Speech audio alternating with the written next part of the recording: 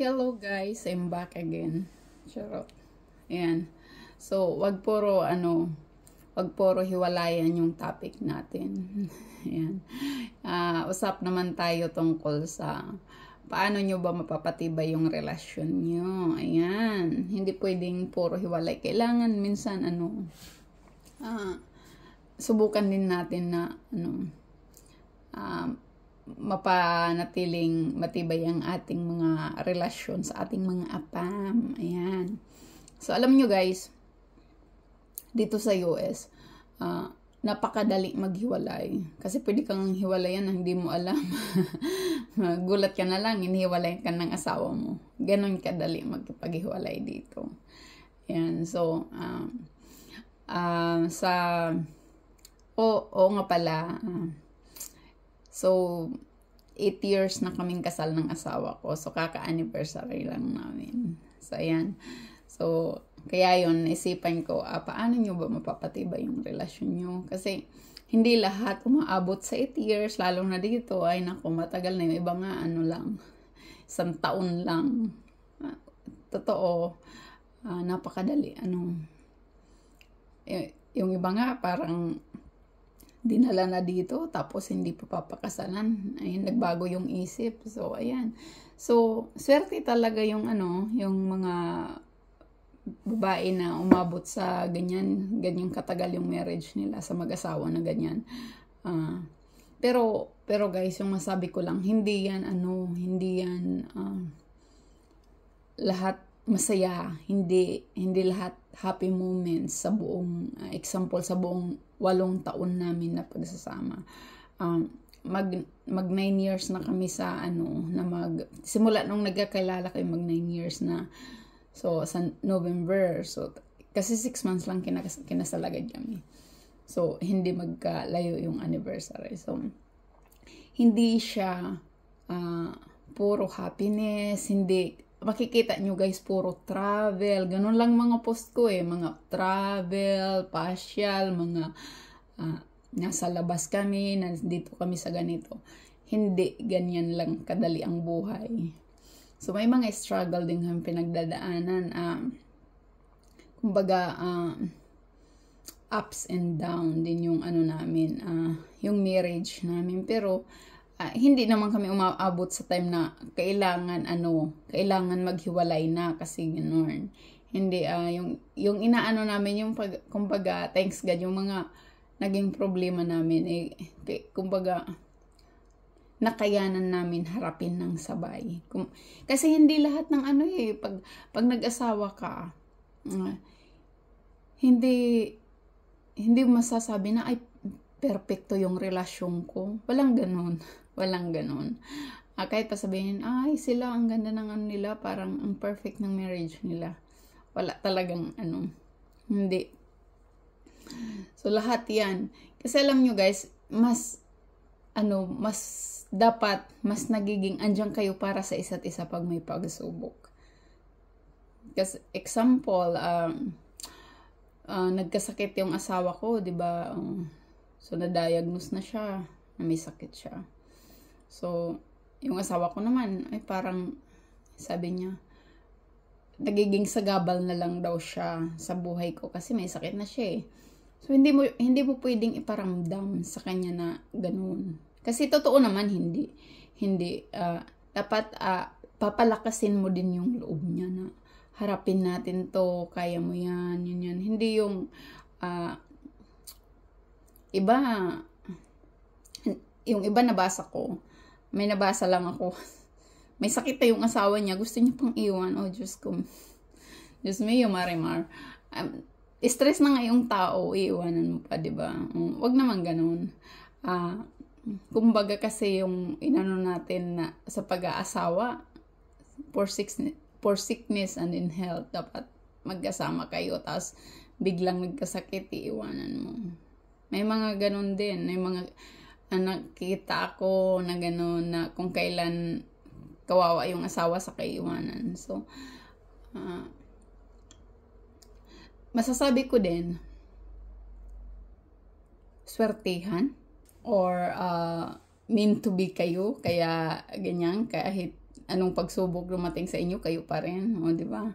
Ganon. So, depende rin. Pero kung hindi din natin pwedeng iasa na lang yung relasyon natin sa na, ay, meant to be kami, ay, hindi na pala kailangan ganon. I-work out nyo din. Kailangan, kumbaga, sinabi ko to sa may kilala ako dito, apam siya. Tapos, yung marriage niya, medyo shaky. Sabi ko sa kanya, alam mo, hindi mo kailangan maging in love araw-araw sa asawa mo.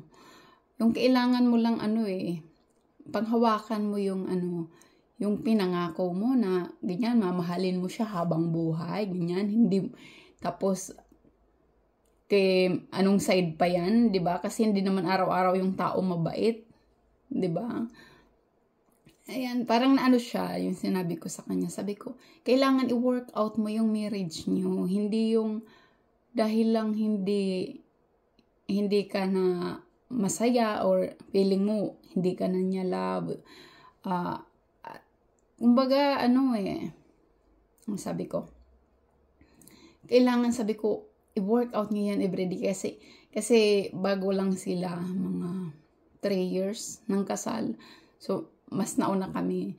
Tapos na parang wala na yung honeymoon stage. Ayan. So, nandoon na sila sa totoong reality ng buhay mag-asawa na hindi siya maganda, gigising kang hindi siya maganda araw-araw.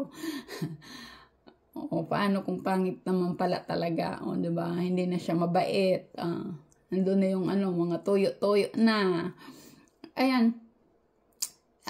So, ayun, nag-away nga sila mag-asawa. Tapos kami ng asawa ko naman, kinausap yung lalaki na So, yun, nag-chika-chika lang kami ba. Tapos, yun yung sabi ko sa kanya, alam mo, sabi ko, hindi kailangan i-love ka everyday. Kailangan i-work out mo din yung marriage mo kasi hindi lahat yan, hindi yan forever nasa honeymoon stage. May mga struggle kang pagdadaanan, kayo mag-asawa. So, may time na mainit yung ulo ng asawa mo or mainit ang ulo mo. Ganun.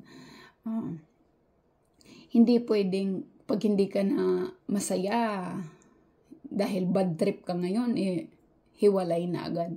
Parehas pa naman sila puti. So, madali ganyan sila mag-decide dito. Tapos,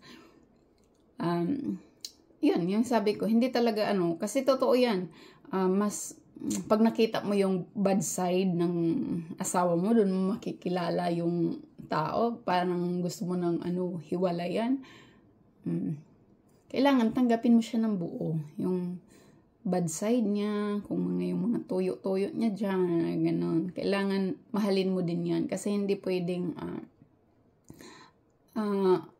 kailangan lagi lang siyang gwapo.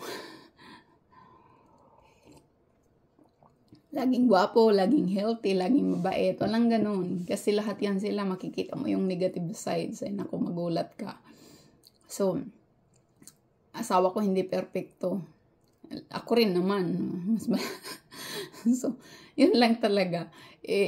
Tratrabahuin nyo yung relasyon nyo araw-araw. Kasi walang perfectong relasyon. Kahit sabihin mo pa yan, ay, iwan ko na to, hanap na ako ng bago. Kasi masama pala ugali nito, yung naghihilik. Or sabihin na, ay, ganyan,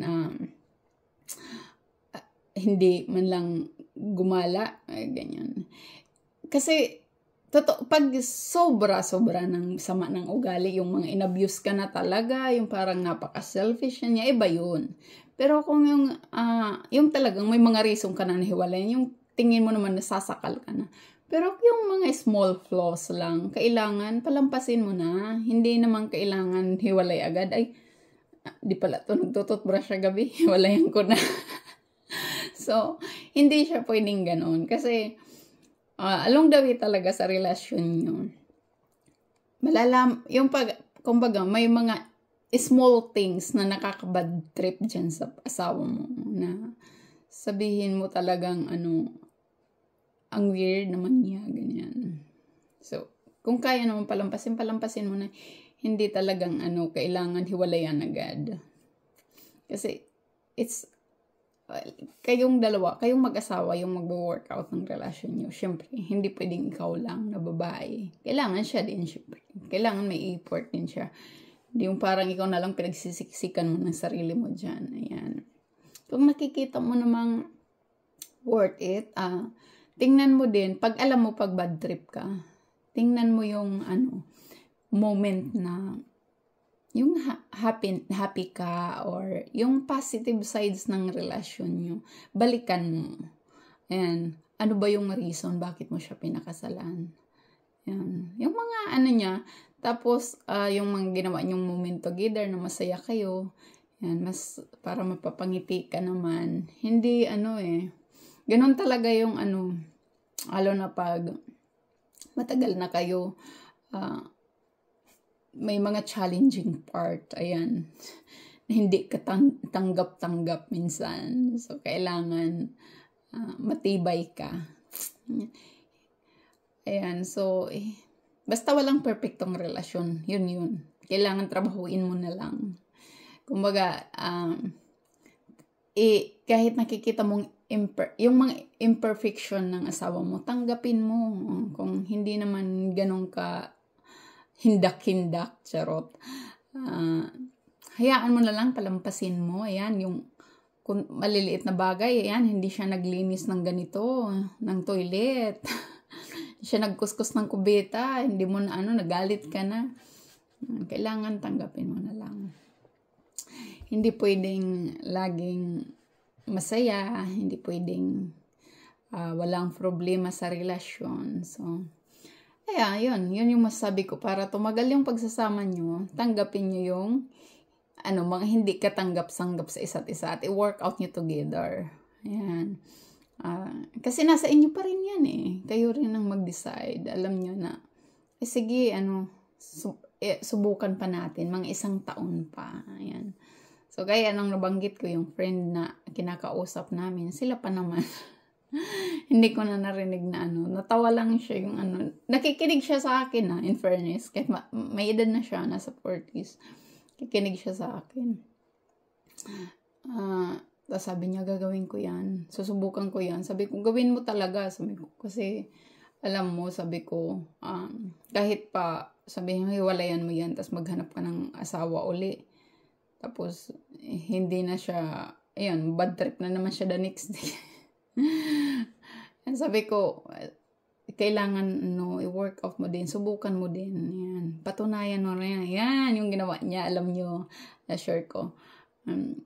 Nasa trabaho yung babae, tas pag-uwi niya, naglagay ng mga lights sa canopy, ayan, may hammock, ganyan. Ay, ang sweet. Ayan. So sinubukan niya din mag-effort sa relasyon nila kasi dahil yan sa sinabi ko siguro, who knows, o kaya gumising siya na, naisip niya, nga pala, hindi ko pa hiwalayan to. So, ayan. Tapos, nag-post yung babae na romantic daw yung asawa niya. O, diba? Tapos sabi ko sa asawa ko, o, diba? Bad trip pa lang siya nung Tapos, ako kasi, sinasabi ko yung gusto kong sabihin. Hindi ako nahihiya. So, at least nakatulong kung yun man yung naging dahilan, hindi siya na buisit na. So, yan sabi ko, kung maliit na bagay lang, palampasin mo na.